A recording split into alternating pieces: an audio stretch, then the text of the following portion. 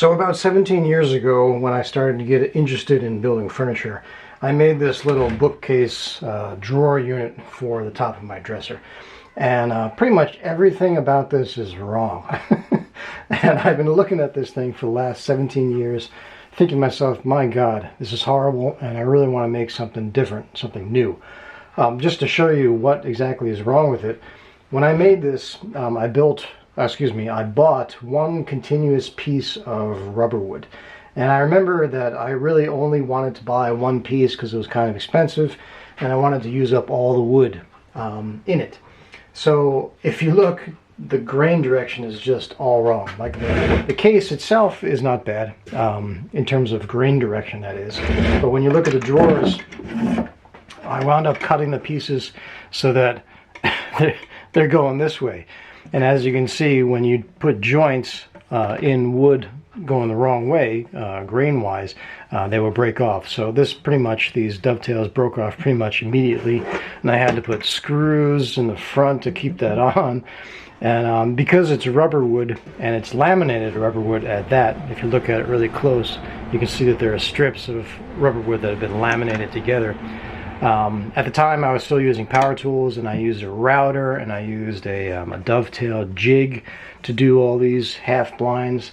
So the router took huge chunks out of the wood when I was doing it, and it's just terrible.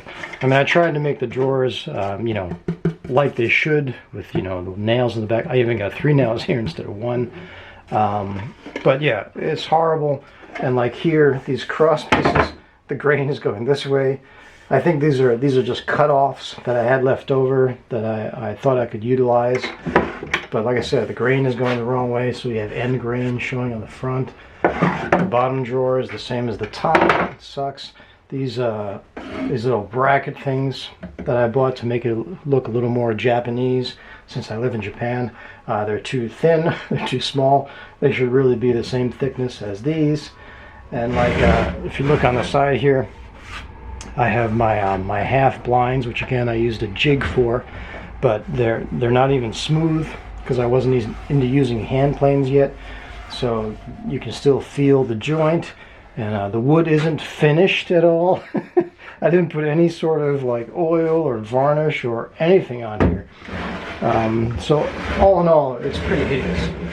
And I just wanted to get rid of it and make something new that looked a little better and kind of fit the style of work that I do now. So I had an idea to make this. And since I was investing the time in this, I didn't want to just make a box. I wanted it to have curves, and I wanted to use the lathe to make spindles, and I wanted to incorporate some Japanese elements into it as well. All in all, a pretty complicated design.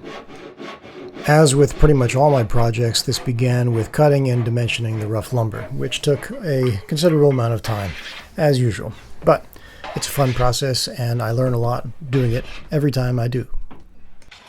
If you've watched any of my other build videos, you'll know that this is pretty much where I stop narrating and I let my work do the talking.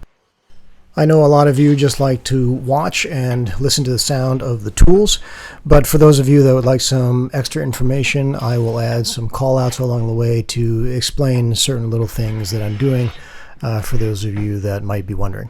Thanks for again watching. If you haven't subscribed, please do so, and please click the notification bell so you'll know when I have a new video up. And I'll see you in the next video when I will tackle the drawers for this same project. Thanks for watching.